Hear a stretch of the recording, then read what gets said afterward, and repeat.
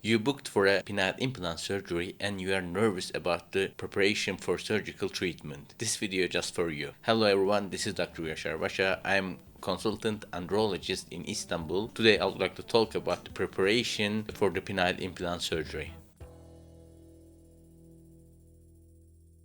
You know, penile implant surgery, the prosthesis, is one of the best options for severe erectile dysfunction treatment. When patients decided to go into penile implant surgery, they are nervous about the surgical preparation. Today, I would like to talk about the preparation and the week prior to surgery, what to do and what to avoid before the penile implant surgery. First of all, the most important thing for us to go for a surgery is the anesthesiology preparation, because penile implant surgery is generally done under spinal anesthesia or general anesthesia. Of course, in some unique patients, we can apply local anesthesia, but it's not just comfortable as the other options. But if the risk for anesthesiology is so high with the patient, we can go with the local anesthesia. But the main thing, that main anesthesia types are spinal and the general anesthesia. Before deciding the surgery, we have to consultate you with the anesthesiologist. They will do some blood tests for you, some ECG tests for the condition of the heart,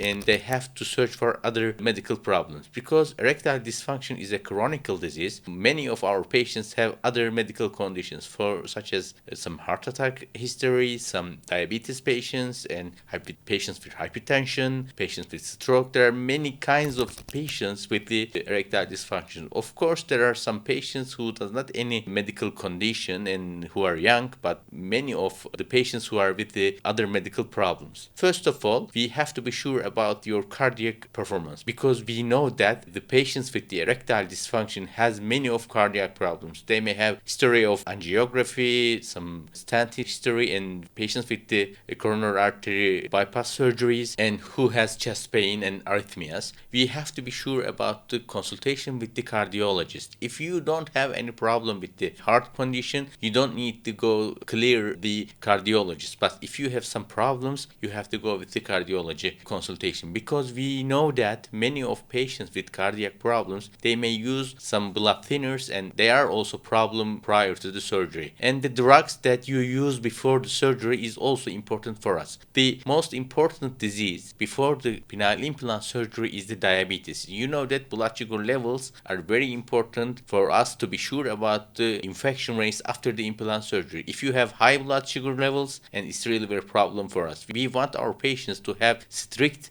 blood glucose levels and glycemic control 1 month and 1 week prior to the surgery. Especially if you control your blood sugar levels, especially 1 month before the surgery, is really very important for you, because when you control your blood sugar level, when the hemoglobin A1C levels get lower before the surgery, the infection rates drop dramatically after the surgical procedure. You have to use your medications regularly. For example, for antihypertensive drugs, it's really very important to use your medications properly, because we know that using antihypertensives control your blood pressure levels in a good level. Because in the day of surgery, if you don't use your medications, antihypertensive drugs, you may have increased blood pressure levels due to anxiety also, and it may cause the cancellation of the surgery or delays in the surgical procedures. You have to use your anti-diabetic drugs, you have to use your antihypertensive drugs regularly. But in blood thinners, it's something different. We can decide up to the drug that you use to stop it or to continue it. For example, if you use coraspirin, aspirin drugs, we don't need to stop these drugs before the surgery. But there are some special blood thinners that may cause more bleeding.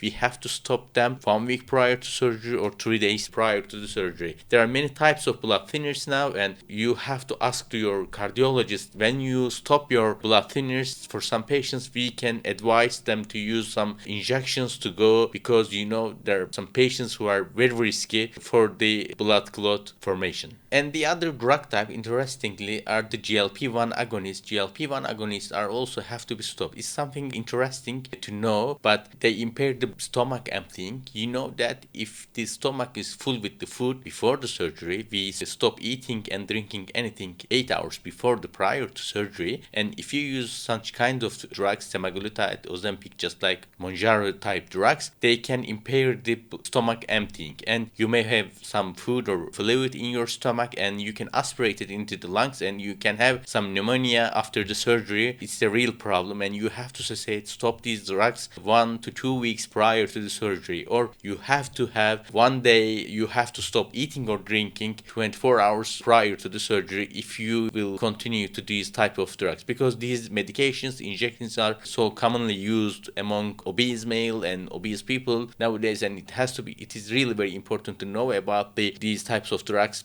prior to the surgery. And the other issue is the shaving of the genitals. If you do not shave your genitals regularly and if you want to be clear before the surgical procedure, it's something very risky. We have to shave you just before the surgical room in sterile conditions. We don't advise you to shave 1 or 2 days before the surgery because it increases the risk of skin infection after the surgical procedure. You have to come without shaving and we have to shave you before the surgery room to prevent skin infections. And of course there are some risks related with the general anesthesia. Before general anesthesia and after general anesthesia you will have some stress and you will have some constipation. Before getting to prevent constipation after the surgical procedure, we offer our patients 1 or 2 weeks prior to the surgery with the high fiber diet, because we know that with the high fiber diet you will have less constipation after the surgical procedure. But 1 or 2 weeks prior to the surgery you have to change your diet to prevent constipation. Also it's mandatory to have better blood glycemic control, better blood sugar level control. You have to be careful about your diet. Also it's important after the surgical procedure to have a good blood sugar level, to have better diet control.